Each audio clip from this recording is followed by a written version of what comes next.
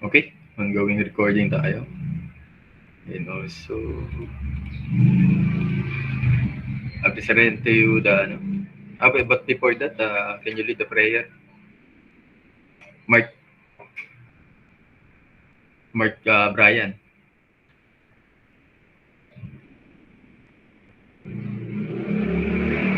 Lead the prayer. Mark Brian. Buwan. Ano ba to? Baka double mo to, Mark, ha? Yes, sir. Walang galawan, eh. Yan, Okay, sir. lead the prayer.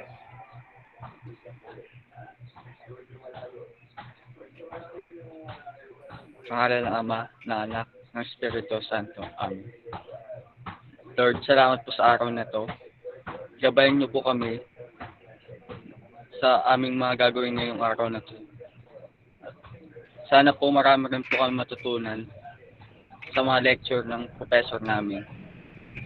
At ilayo mo po kami sa mga sakit at iligtas mo po ang bawat isa sa amin. Thank you po, Lord. Sa ngalan ng Ama, ng Anak, ng Espiritu Santo. Amen. Thank you, amen. Nalalapit na ang ano nyo, guys, no? Exam nyo, no? Nag-post na ba sa society ang ating midterm examination regarding yung Okay, by the way, our midterm examination, kung hindi ko pa nasabi sa inyo, no? Sa CRIM6, more on multiple choice tayo sa dispute and resolution. Sa CDN5, I already post my PowerPoint presentation. Totally, guys, dun din naman ako magbabase sa PPT na binase ko sa inyo pagdating sa midterm. Kaya walang babagsak niya pagdating sa midterm sa CDN5. Nadali lang mga tanungan doon, guys. You need to study lang talaga. And also, in terms of live examination, this will be an written examination also. Ibig sabihin po, I present to you a PowerPoint presentation so that you have to avoid any form cheating because of Google Form. 3-1, 3-2, and 3-3. Magkakasabay po ang exam yan. Okay? You have 60 seconds for every question. 1 hour nga lang daw dapat talaga ang exam, sabi ni Sir Jimmy. Sa akin, onwards yun kasi marami yun eh. Baka magkaroon pa ng technical error during live examination. Sa Google Form, mas madalas ang technical error, napansin ko. Kasi mga estudyante, nagchat-chat sa akin, sir, wala ako pong ano eh. After you take my examination, attach it in our Google Classroom kung saan ko ilalagay nun also in a messenger. Sa messenger po yung mga sagot. So that all people na hindi po nakapag-exam, maghintay sila bago sila bigyan ulit ng exam. It's either bigyan o hindi. Midterm examination is part. Ito yung guys na na medyo alanganin kapag pinagbibigyan ng estudyante kasi during that time nga may bayad ang examination. Talagang nagpupursige. Lalo pa ngayon na wala nang bayad ang examination pagdating sa midterm. No? Gawa-gawa pa nga kami ng promissory note niya para makapag-exam lang. Because the essence of having examination is also very hard to a professor to give an examination kasi hindi madali mag-consolidate ng mga questionnaire. Tapos i-approve pa, di ba? Bago ma-approve yung mga questionnaire namin, i-approve muna yan bago ibigay sa inyo kung sakto ba o tama yung mga exam o mga tanong na itatanong sa inyo. But remember guys, please read the kung naalala niyo yung physics examination natin, 50% or 60%. Kukunin ko dun guys, no? Sa CRIM6. Sa CDM5 kasi wala tayong physics examination mostly. Wala naman ako mabigay ng quiz doon. Ang gagawin ko lang talaga, i-compile ko lang kung ano yung simula. Doon sa PowerPoint presentation na binigay ko sa inyo guys, is a big help. Why? Kasi summarize na lang yun eh. Para mga definition of terms, tingnan nyo lang doon. And also sa CDM5, more enumeration. Please memorize the report, no? Yung magkakasunod-sunod na report. Not only pagkakasunod-sunod, but also the meaning itself. Tapos yung mga pre-writing natin, no? Sa final examination, guys, I'll give you, siguro magbibigay ako sa CDM5 ng final examination. kung gagawa ng on-the-spot police report writing.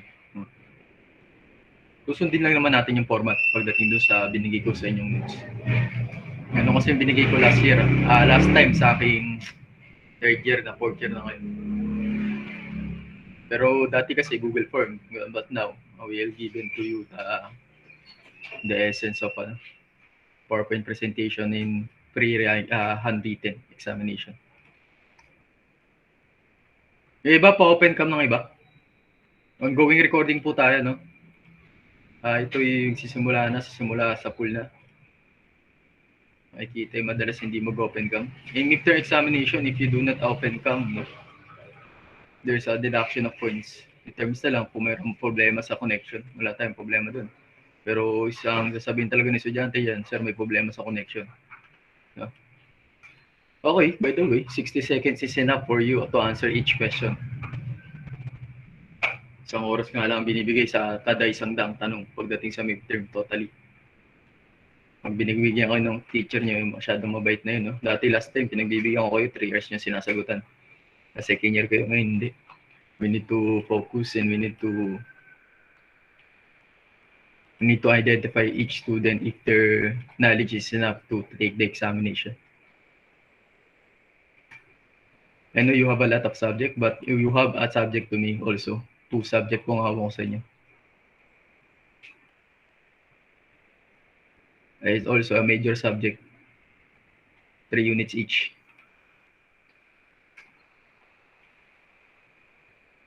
Doon nga sa ibang school na university din eh.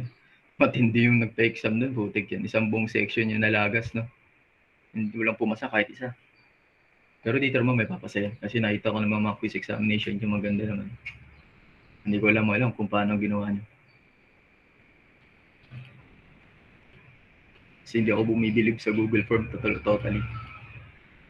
Iba kasi guys kapag live examination in face-to-face class. Makikita yung kalidad ng estudyante. No open notes talaga yun. You can open yan. Hindi ko naman kayo mapigilan kapag sa midterm mag-open notes tayo. Pero 60 seconds is enough to answer each question. Wait lang. Good luck guys, no? Dahil lang mga exam ko guys. Don't worry.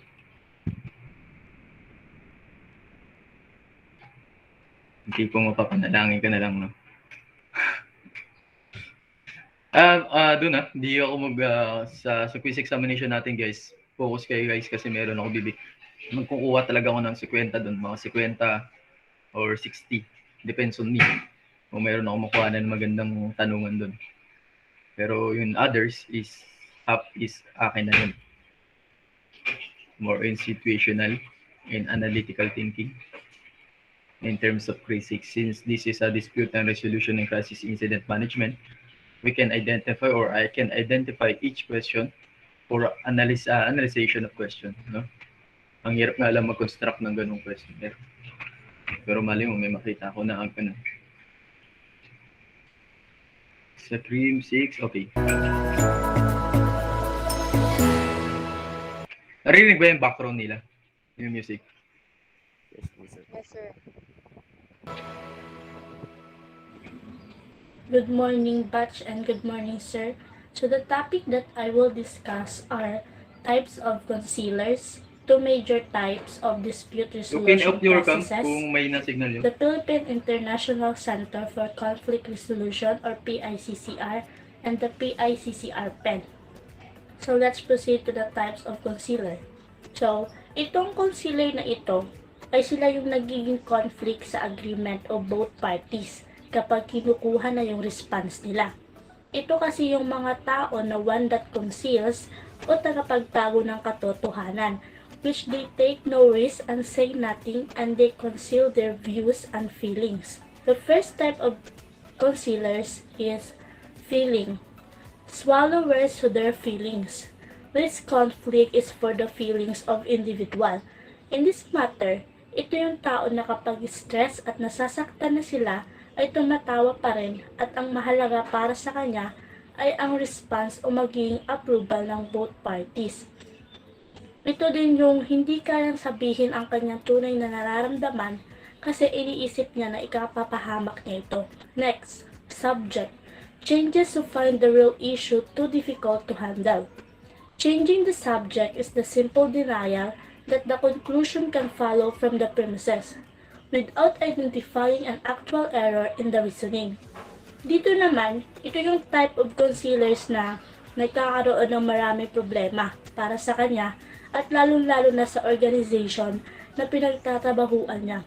Ito kasi yung taong binabago ang topic na dapat magkaroon ng agreement yung both parties.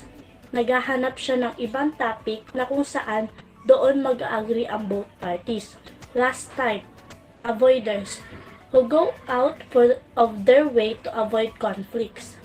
He or she afraid of possible disagreement at all costs because aside from work life, avoiding conflict can manifest in our romantic relationship, friendship, and even family dynamics, which likely to deny the existence of a problem.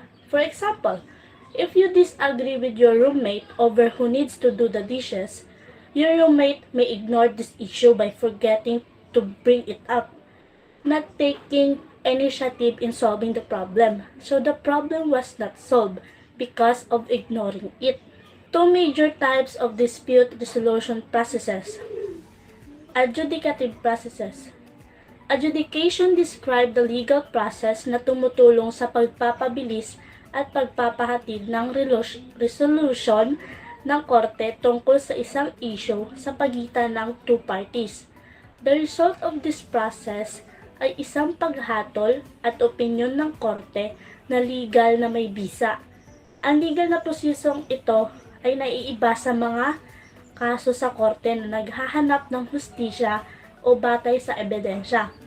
Ito ay nangangahulugan na ang isang third party ay gumagawa ng isang may bisang desisyon para sa mga partido, kasama sa mga adjudicative approach, ang arbitration at paghatol sa korte. So next, the consensual processes. Ito ay nangangahulugan na ang mga disputant mismo ang magpapasya sa proseso at kinalabasan, kasama sa mga proseso ng paglutas ng pinagkasunduang hindi pagkakaunawaan, including the negotiation, facilitation, mediation, or including public policy negotiation. So next, the Philippine International Center for Conflict Resolution or PICCR. Noong 2019, inilunsad ng Integrated Bar of the Philippines or IBP ang Philippine Center for Conflict Resolution or PICCR na nangangasiwa sa mga international at local na arbitration, pati na rin ang iba pang paraan ng paglutas ng hindi pagkakaunawaan na kinasasangkutan ng mga dayuhan at local parties.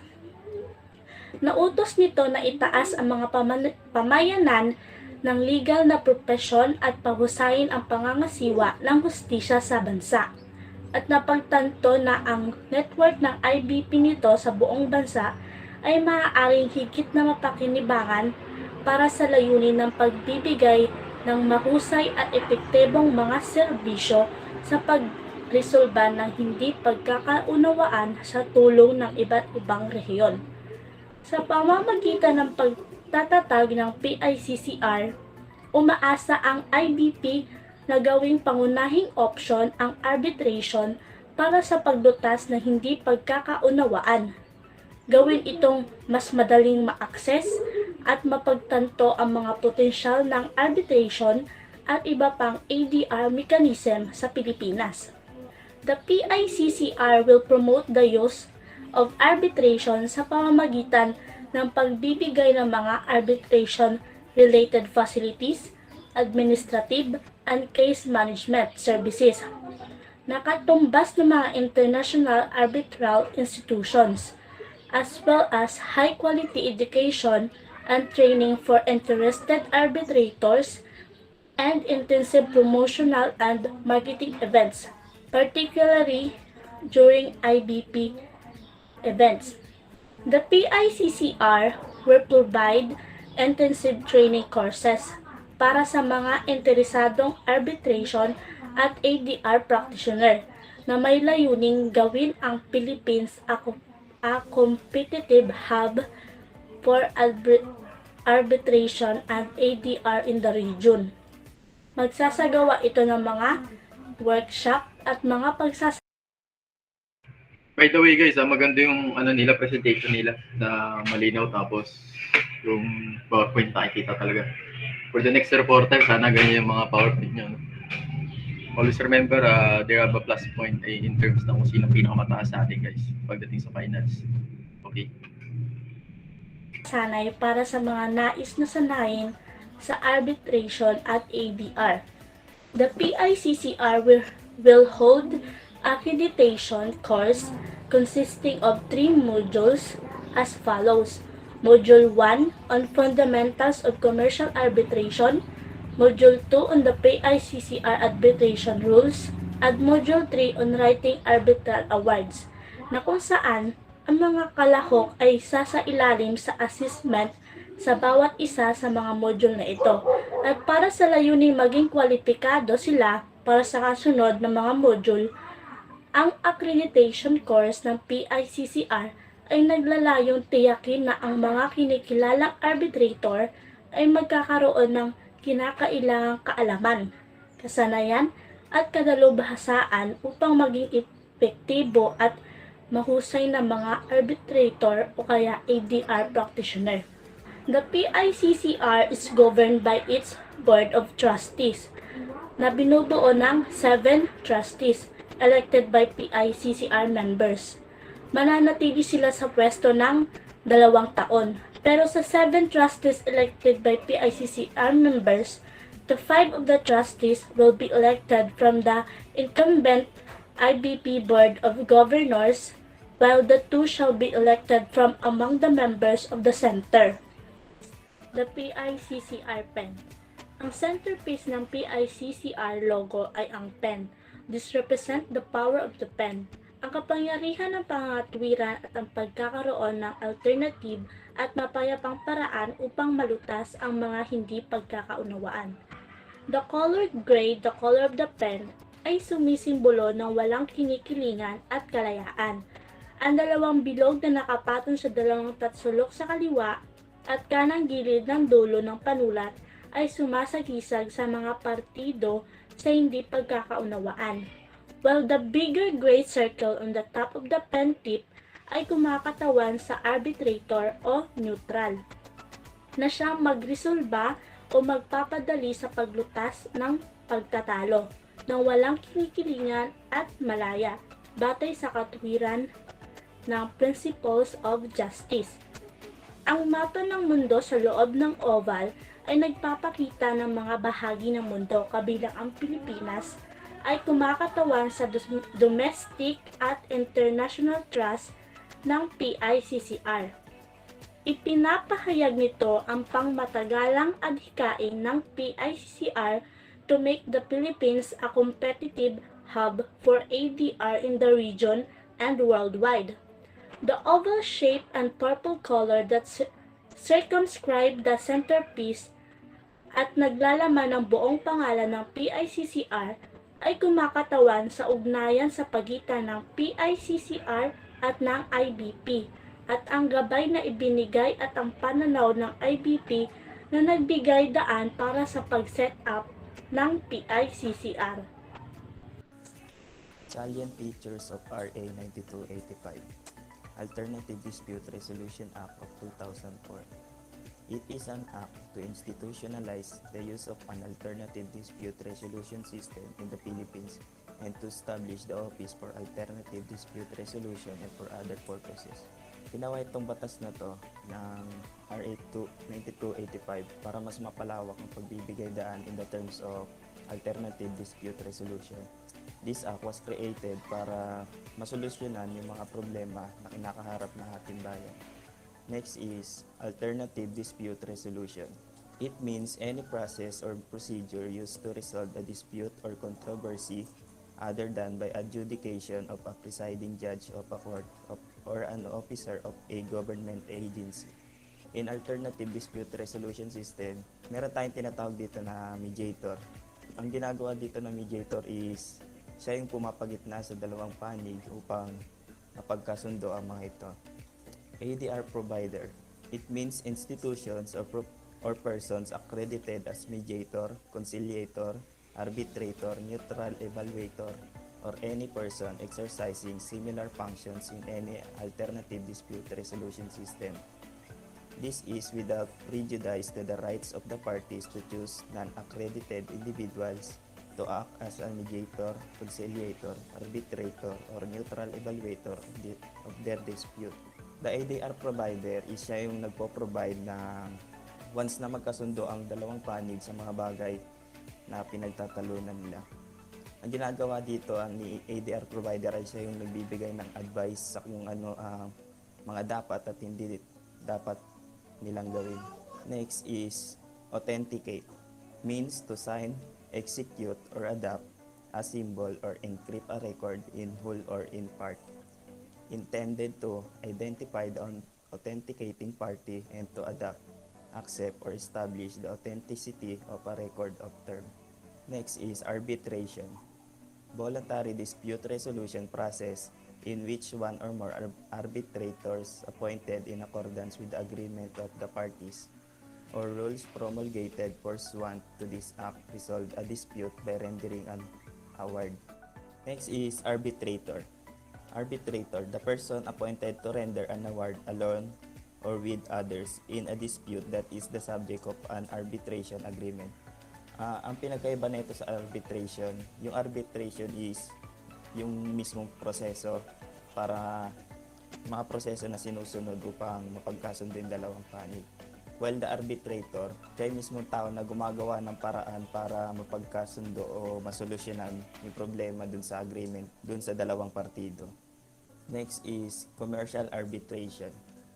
An arbitration is commercial if it covers matter arising from all relationships of a commercial nature, whether contractual or not.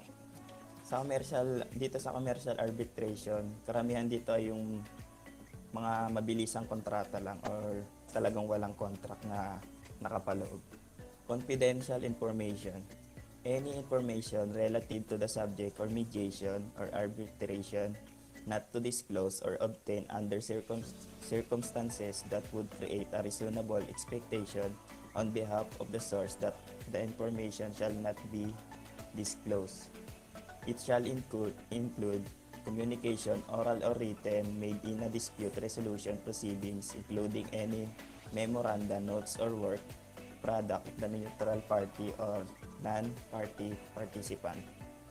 An oral or written statement made or which occurs during mediation or for purposes of considering, conducting, participating, initiating, continuing, of reconvening mediation or retaining as mediator, and pleadings, motions, manifestations, witness statements, reports filed or submitted in an arbitration or for expert evaluation. Sa confidential information, from the word itself, confidential, ito yung mga impormasyon na hindi maaring o pwedeng ipamahagi sa kahit kanino man. Good day. My topic is about salient feature of RA 9285, Convention Award. A foreign arbitral award made in a convention state. Ibig sabihin, ang convention na ito ay dapat ilipat sa pagkikilala at pagpapatupad ng mga arbitral na gawad na ginawa ng mga teritoryo ng isang estado, maliban sa estado kung saan hinahangad ang mga pagkikilala at pagpapatupad ng mga naturang mga parangal at magmula sa mga pagkakaiba sa pagitan ng mga tao, piskal man o legal. Dapat din dito ilipat sa mga arbitral award na hindi sinaalang-alang bilang mga domestic na parangal na sa estado kung saan hinahangad ang kanilang pagkakilala at pagpapatupad. Convention state means a state that is a member of the New York Convention. Ang convention state, isang pambansang pagsikap na tumawag ng isang konbensyon sa ilalim ng Article 5 ng Constitution ng Estados Unidos. Nalimitado sa pamumukahin ng mga susog na magpapataw ng mga pagpipigil sa pananalapi sa pamahalaang federal. Maglilimita sa kapangyarihan at jurisdiction nito at magpapataw ng mga limitasyon sa termino ng mga opisyal at miyembro ng Kongreso. Court, as referred to in Article 6 on the model law, shall mean a regional trial court. Ibig sabihin ng court, isang lugar kung saan nagaganap ang paglilitis at iba pang mga legal na kaso kung ang mga taong naroroon sa naturang lugar, lalo na ang mga opisyal at pinipili kung may nagkasala, nagtipon-tipon ang mga nagpoprotesta sa labas ng korte upang hintayin ng hatol. 4. Court-referred mediation means a mediation ordered by a court to be conducted in accordance with agreement of parties when action is prematurely commenced in violation of such agreement. Ibig sabihin po nun, yung dalawang partido, pumasok sila sa isang kontrata, na nag-agree po sila ng isang kontrata, pero dun sa kontrata na yon, nakasaad doon mismo na kung sakaling magkaroon ng issue between them, wala munang pupunta sa korte para magreklamo or magdemanda. Aayusin muna nila or they will settle first the differences in accordance with a mediation process. Government agency. A government or state agency is a permanent or semi-permanent organization in the machinery of government that is responsible for oversight and administration of specific function such as an intelligence agency. Example of these agencies include the Department of Energy or DOE and the Internal Revenue Service or IRS, which is a bureau of the Department of the Treasury. Most federal agencies are created by Congress through statutes called enabling acts, which define the scope of an agency authority. The last one is international party. International party shall mean an entity whose place of business is outside the Philippines. It shall not include a domestic subsidiary of such international party or a conventurer in a joint venture with a party which has its place of business in the Philippines. Good day everyone, and especially Sir Jake Espinol. By the way, I'm John Lester E. Padilla. Our the next topic is the continuation of Chapter 1, General Provision, short title, Alternative Dispute Resolution Act of 2004. The next topic is the Court Annex Mediation, means any mediation process conducted under auspices of the court after such court has acquired jurisdiction of dispute. So, ang sinasabi lang dito sa Court Annex Mediation, lahat daw ng court mayroong kanya-kanyang jurisdiction depende sa kung saan ito na may sakop. Ang example ko dito, ako ay nakapag-commit ng crime. Ang kinumit kong crime ay 6 years pataas. So, yung may court, yung may jurisdiction na hawak sa akin, yung RTC. Kasi sa RTC, yung kaso lang ang kaso doon ay 6 years pataas, ay yung pwedeng mahawak sa'yo na court. Paano naman kung not more than 6 years? So, pag not more than 6 years, ang pwedeng mahawak sa'yo yung korte ay MTC, na kung tawagin ay Municipal Trial Court, Metropolitan Trial Court, meron pang sinasabi na MCTC, Metropolitan Circuit Trial Court. Ayun yung sinasabi ng Court Annex Mediation. Next is Court Referred Mediation, means mediation ordered by a court to be conducted in accordance with agreement of the parties when as action a prematurely commenced violation of such agreement. Ito, meron na tong desisyon upon order of the court. Yung both parties meron silang agreement na kung saan yung isang party doon mayroong binayolate, kaya magkakaroon ng court-referred mediation na kung saan makikisali na yung Supreme Court para mapaayos na yung problema ng both parties, yung dalawang panig na iyon. Ayun ang sinasabi ng court-referred mediation. How about early neutral evaluation? Means an ADR process wherein parties and their lawyers are brought together early and pre-trial phase to present summaries of their cases and receive non-binding assessment by an experienced neutral person with expertise in the subject and substance of the dispute. Example, yung any, ito yung tao or mga eksperto sa mga pag-i-evaluate ng case. Yung dalawang panig or yung both parties, if-free trial sila na kung saan ipipresent yung mga summarized cases nila upang mapag-ayos yung dalawang panig na iyon. So, sa next naman yung mediation. Means a voluntary process in which mediator selected by disputing parties facilities communication, negotiation, and assess in the parties reaching voluntary agreement regarding dispute. Sa mediation naman, ito yung proseso upang masolusyonan yung problema ng both parties. Kung naaalala nyo pa, sila yung pumapagitna sa dalawang both parties. For example, yung right side, mayroong conflict. So, yung left side, mayroong conflict. So, yung papagitna doon, yung mediation. Ayun yung sinasabi nun sa mediation. Sa next naman, yung mediator. So, sino yung mag-conduct na mediation? Siyempre, yung tao doon, yung mediator.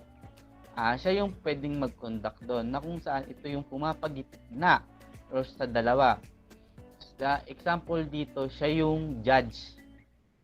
Yung judge, siya yung nagko-conduct ng mediation upang makinig sa both parties upang mapag-ayos yung dalawang pong iyon.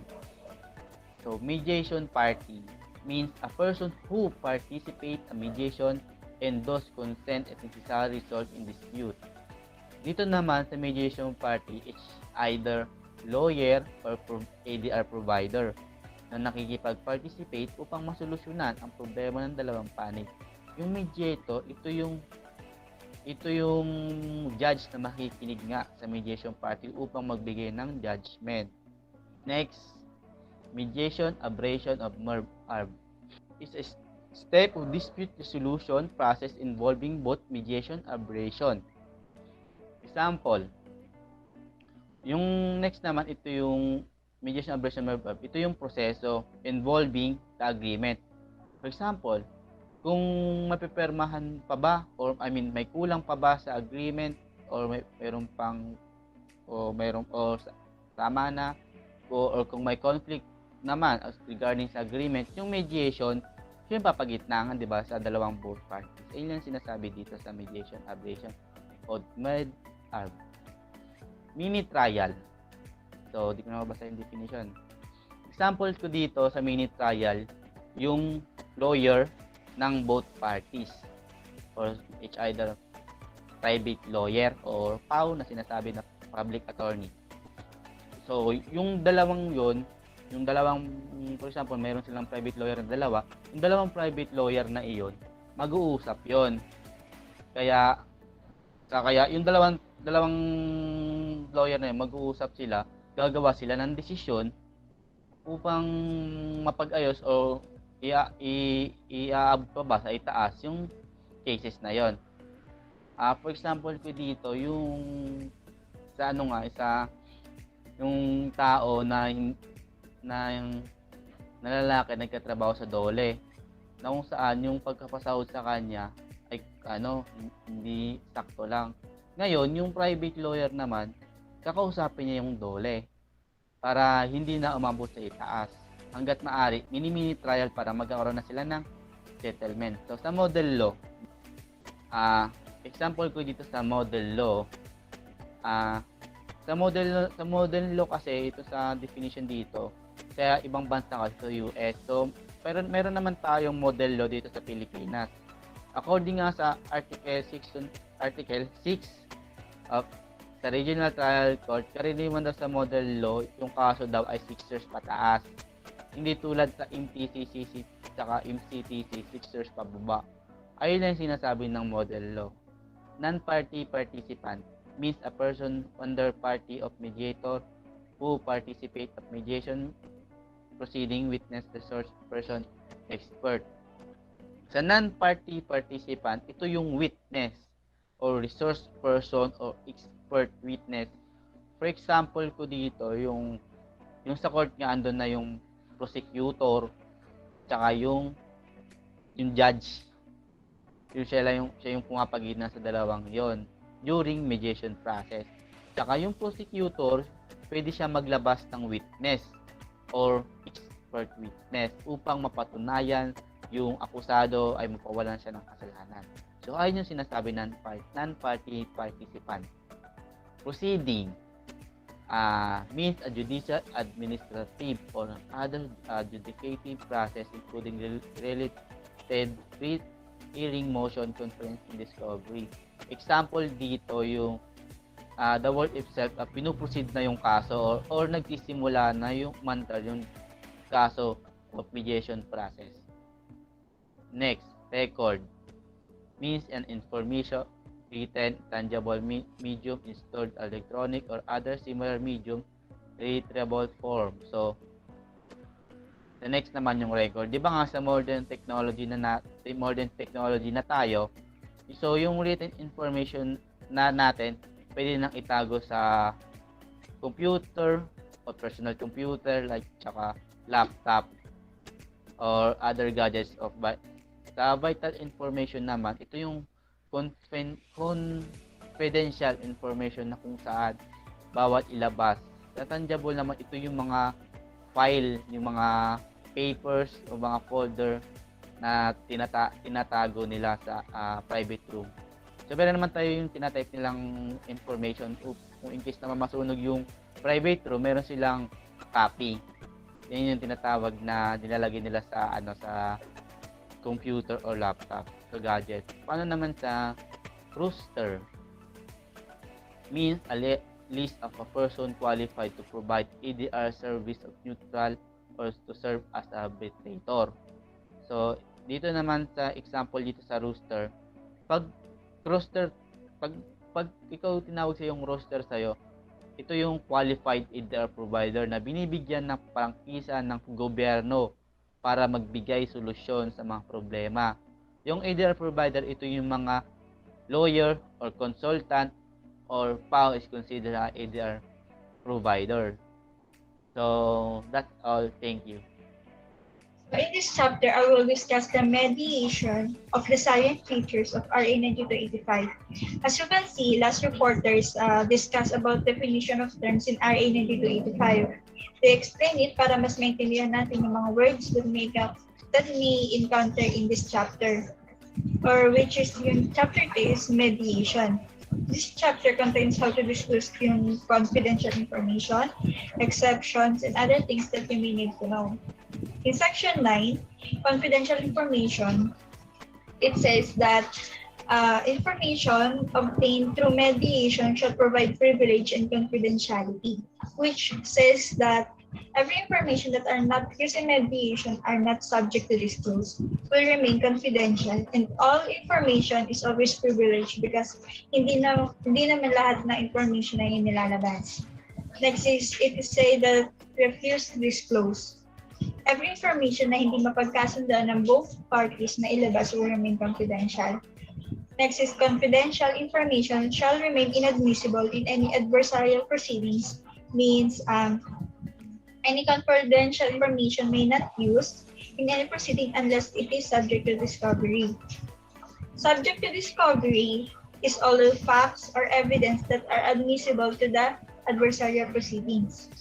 In adversarial proceedings, kung sino yung mga person na involved in mediation are not subject to disclose confidential information. Sino-sino ba yung mga person na yun? 1, yung parties to the dispute. 2, mediator or mediators. 3, counsel to the parties. And next is non-party participants. And next is persons hired or engaged in connection with the mediation as a secretary, stenographer, clerk, or assistant, and any other person who obtains or possesses confidential information by reason of his or her profession. Last is mediator may not be called to testify to provide information gathered in mediation. We will discuss it in section 12 and section 13, yung mga hindi dapat gawin ng mediator. Section 12, section 10, waiver of confidentiality. Confidentiality of information may be waived if it is recorded or orally given in proceedings by the mediator. Ito yung mga bagay na we can waive in confidentiality. Next is pwedeng ma-waive yung confidential information if ang information ay galing sa non-party participant. And lastly, mga person na kayang mag-disclose ng confidential information ay yung mga person na hindi nabanggit sa Section 9 ng Republic Act 9285. Section 11. Exceptions to privilege. May mga exception tayo sa confidential information. Ito yung mga bagay na walang privilege na itago yung information in public. Una, if both parties have an agreement to disclose it. Next, yung mga bagay na naibigay ng time ng mediation will be open to public, also in public. And lastly, yung mga confidential information, threat or statement or plan to commit a crime or crime of violence. Yun yung hindi dapat i-disclose yung information.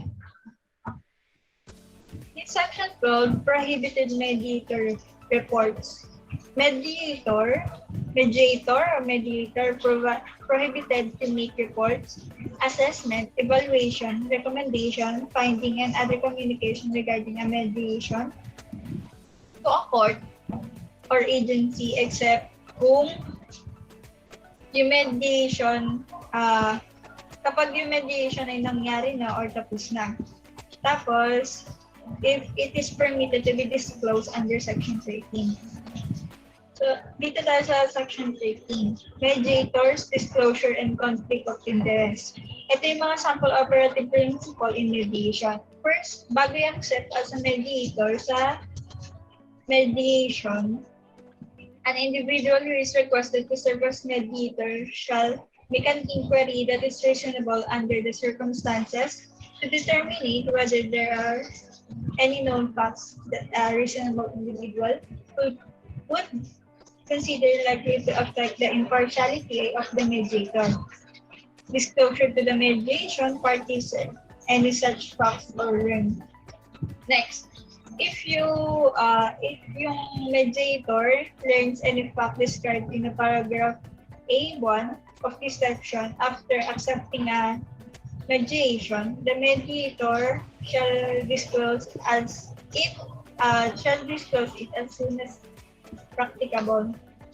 Remember na this act does not require that mediator shall have special qualifications by background or profession.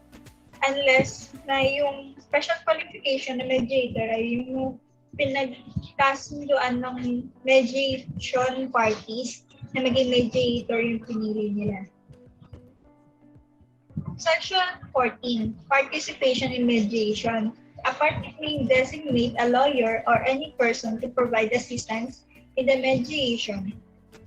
A lawyer of this right shall be made in writing by the party waiving it. Pero yung waiver ng participation sa mediation, pwedeng mapawalang visa yun anytime. Section 15, place of mediation. Usually, in mediation proceedings, ginagawa siya sa conferences, courts, or yung mga place na sakop ng commission, premises na convenient and appropriate in both parties. In Section 16, effect of agreement to submit dispute to mediation under institutional rules. An agreement to submit a dispute to mediation by an institution shall include an agreement to be bound by internal mediation and administrative policies of such institution. Section 17, Enforcement of Mediated Settlement Agreement. A settlement agreement following successful mediation shall be prepared by parties with the assistance of their respective counsel. And yung B is nakapag-sign yung both parties ng counsel and settlement agreement. And other enforcement mediated settlement agreement is the both parties I agree sa settlement agreement that the mediator shall become a sole arbitrator for the dispute. Ngayon, nandito naman tayo sa chapter 2, which is ang ADR forms. Other ADR forms in section 18 is referral of dispute to other ADR forms. Parties may agree to refer one or more all issues arising in a dispute but not limited to. Ito yung mga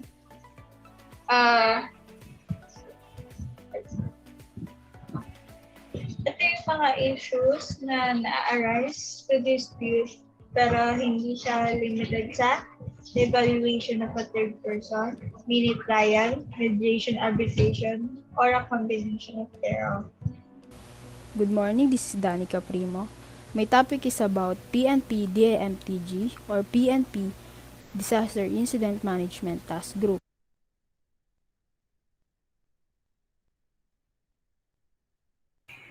I think we stop this session now para dun sa DIMTG natapos daw. Tama ba, Danica Primo?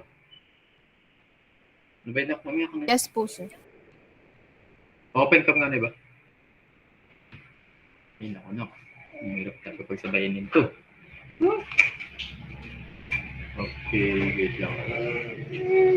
Ulit na, kalis na tayo. Okay. Any question regarding our midterm, guys? This is our last session for the week, no? Sa midterm na po tayo magkikita. Para question po sa regarding our CRIM6, so dispute na resolution. If there's no question, mas madali sa akin yun, no? Ibig sabihin, naintindihan niya na. Ulit na. Wala kang tanong, guys, regarding the midterm. Excuse me, sir. Yes.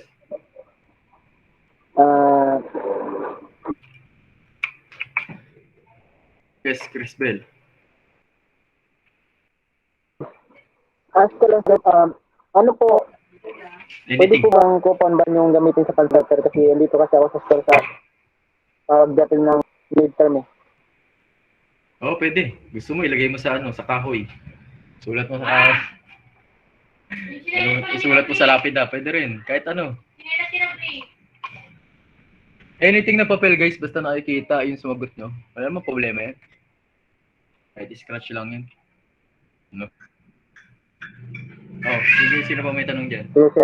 Guys, this is our last session for the preparation of incoming midterm examination. Kung wala kayong tanong, guys, no? Ako magtatanong. Are you ready to take the examination in terms of analyzation? Yeah? Siguro, baka kalahati yan mga natin dyan.